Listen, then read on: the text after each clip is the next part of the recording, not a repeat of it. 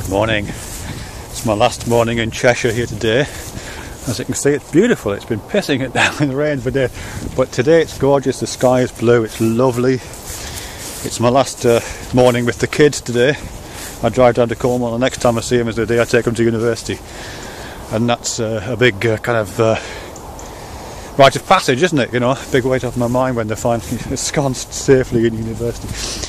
But yeah, so it's nice. Anyway, I'm thinking about vision, and this is really a response to two videos, but I'm going to post this as a video to your video, Laura Layla, on vision, and you're wearing your new glasses, which are really nice. But it's also picking up on something that Piro was talking about when he was talking about blind spots. He wasn't talking about it directly, but in the comments I mentioned parallax and yeah, and the fact that we have two eyes, really, because vision is really important, I think, and it's one of my key interests, actually, the relationship between sense and knowing, which I think underpins both your videos there, Laura Layla and Piro. You know, how do we understand knowledge? How do we experience knowing things? And one of the key metaphors for that is vision. You know, when we want to tell someone that we understand what they're saying, we say, "I see what you mean," and it isn't just a poetic flourish. It isn't just a linguistic trick. It occurs in all languages, and the reason for that is that the same brain parts of the brain, the same neuronal assemblies, the same neural pathways, are being mobilised for abstract knowledge as are being mobilised for the processing of visual data. So we understand abstract ideas by using some of the same methods, the same cognitive methods that we understand, as I say, visual information. So it isn't an accident that we do that. We do other things as well. We do understand things through other metaphorical sense engagements too. I'm particularly interested myself in trying to find ways of understanding things that use metaphors of touch. But as I say, the dominant one by far, because it's the dominant sense, is visual. So when we talk about knowledge, quite often we're on a completely unconscious level, but a really fundamentally important one, we're talking about knowledge as if it is something that we can see, which brings with it strengths and weaknesses, doesn't it? Because on the one hand, because vision does what vision does, and it objectifies, it seems to go out from the eyes, doesn't it? It distances things, and if you're like me and you're a bit short-sighted, you literally have to step back from objects to see them. You know, without my glasses, I have to move back, and even with my glasses on, I can't see things that are too close. I have to move away from the object in order to see it. I mean, it does have that effect of kind of setting up a distance between oneself and the object of knowledge. So if you're applying that kind of aspect of vision to knowledge gathering and knowledge understanding of information or ideas or whatever they are, then again you're necessarily on some level distancing yourself from the object under scrutiny.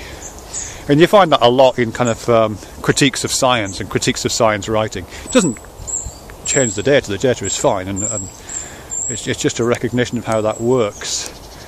It's got a name, I think. Well, it's been called different things. The God trick. It's been called that kind of objectivity. A chap called Michael Polanyi writes about that really well, talking about objectivity and subjectivity. That we're always aspiring to a view from somewhere, or ideally a view from nowhere, but separating ourselves from it. So that's one aspect, isn't it? But then there's the other aspects of it too. There's a kind of fear attached to some of it. In a poem I read, I think it's Keats, he talks about spare us from single vision and Newton's sleep. I think this is the line. It's something like that. I'm pretty sure it's Keats, by which he means that because seeing is such a what is it? It's such a, as I say, a kind of externalized way of engaging with the world, that it is one which seems to confer a singularity on the object under scrutiny. You know, here I am in these little bits of woods, and for some reason someone's made this pile of woods and there's one or two bags. I'm getting kids come down here and play around, and I can see this, you know, as indeed can you, because I'm pointing the camera at it. And vision, the visual world, has that quality, doesn't it? That if you and I are together in the same place, we can look at the same thing we can stand in one another's shoes, we can move around it together. I mean, it's very easy to come to an agreement about what is singularly there. You know what I mean? Objects in the visual field have a kind of shared quality, which objects, for example, that are presented to taste don't. If I taste something, you can't taste it. You can never taste what I'm tasting. You can taste the same stuff, but as soon as it disappears into your maw, it's gone, and I have no access to what you're tasting. But we do both have similar access, exactly the same access to that. We might feel differently about it, but we can't dispute what we're seeing. We count the sticks and we arrive at the same number. You can't do that with effects on a taste bud, or even effects on a hand. And that's the single vision, I think, that Keats is talking about. Spare us from that, he says, because he doesn't want to see the world. He's been a romantic poet, of course. He doesn't want to see the complexity of the world reduced to a bundle of sticks, a fascist bundle of sticks, religiously bound together into a single vision. So I think he's overreacting, but you know. And of course, paradoxically, the way that science has developed since Newton and since Keats, because I think Keats is writing about critiquing Newton's dismantling of the rainbow. The way that science has developed is absolutely the opposite of that, really. That those kind of singular visions are very limited, and you have to do other things.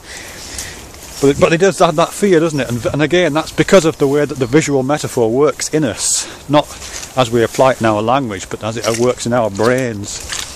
That if we're overly attached to visual metaphors of knowledge at a cognitive level, we can't think that everything's objective, like everything's just a pile of sticks, and everybody should be able to see this because it's obvious. Yeah, everybody can see things, but seeing is only one metaphor, cognitive, conceptual metaphor for knowing. And if we're limited to that, it's a problem. So those are kind of the downsides, I think, with seeing. But there are positives too, and well, you know, you can't ignore the positive aspects of the seeing metaphor, I don't think. And one of those is this kind of parallax or perspectivalism that I guess you're talking about. The capacity that we all have to take one step to the right and see the world just slightly differently. How all the branches of the trees line up slightly differently from over here than they do from here. Yes, I'm at the centre of my own experience all the time. I'm at the centre of my visual field. I look around and the things closest to me are the biggest things, and the things furthest away from me are the smallest things. I must be the most important person in the world because look how big the stuff is around me, whereas the stuff around you and you yourself are tiny by comparison. You're this big. But we know we can change that just by taking a step to the right and getting the perspective to shift. So I think that's really important. So it is a useful aspect of using the visual cognitive metaphor for fun and profit and recognising variance in the visual field, as long as we've got some humility about that. If we refuse to let go of the fact that the things closest to us are biggest, you know, in metaphorical terms, and the ideas that we hold closest to us are necessarily the most important because look how big they are, look how big they appear to me, therefore they must be big to everybody else. If we refuse to let go of that and gain some humility, then of course we're screwed. But you just look into somebody else's face and they've got eyes, you know, and the things that are closest to them are biggest too, and we have to recognise that, I think. And then there's the parallax. Parallax I like. Parallax, as I'm sure everybody knows, is we've got two eyes. They see slightly different things, yes, because they're 3 inches apart. The information that my right eye is getting is slightly different to my left. I don't see two images when I look out. The software in my brain is processing those two images and turning those differences into depth. Depth perception doesn't exist in the world. Depth perception exists in my head as a result of the software doing something really clever with two slightly different images, which is stunning, really, when you think about it, isn't it? It's stunning what it's doing. But there is no depth in the... You know, I haven't got an eye that sees depth. Depth is being artificially constructed from the two eyes that see flat surfaces and extrapolates the information from them. And that's really good, I think, in terms of the a way of metaphorizing how we might combine knowledge. you know, how your knowledge is different to mine. We might be 3 inches apart, and that 3 inches apart that we are allows us to see the world in slightly different ways. The things that are biggest for you aren't necessarily biggest for me, but we can find ways in an ideal world of putting these things together and producing the knowledge equivalent, the understanding equivalent of depth perception. And we can see the world in more than the 2 dimensions that a single eye would give us.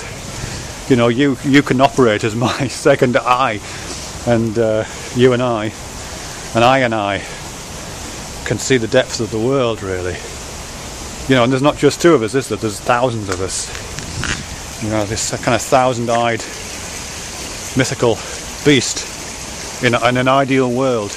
And if we can find ways to pool that information and refuse to let our own sense of hubristic self-centeredness, you know, commandeer the vision, then yeah, there's a lot of depth to be gained from an understanding of the world that has that kind of richness to it and that kind of multiplicity to it. Spare us from single vision and Newton's sleep. I must talk a bit about Douglas Harding at some point, because he uses vision as an ongoing practical visual metaphor. I know you know this, for a different kind of knowledge engagement with the world, which is much more kind of practical. We might even call it spiritual or mystical, and those terms are problematic for other reasons, excuse me, but a way of understanding oneself and one's relationship to the world, which uses vision but doesn't do this, oh, I've got to step back from the world in order to be able to see it in focus. It doesn't allow you to step back. It's a series of exercises which use vision but place too complicated to explain. Anyway, interesting stuff. I'm fascinated by this topic. I'm looking forward to coming away from Cheshire. It's been good. I'm looking forward to seeing Cornwall again. The Himalayan balsam is out. Very rich. Let's just see if it's poppable, shall we? If you don't know Himalayan balsam, it's a pest from the foothills of the Himalayas, and it's colonising the British Isles. But it does explode rather nicely. Let's just try it again. This is how it fertilises itself. You touch the seeds and they explode, don't they? Hey! There you go. So I've just contaminated by spreading more seeds on the ground, just like Onan the Himalayan. Anyway, enough rambling. Bye.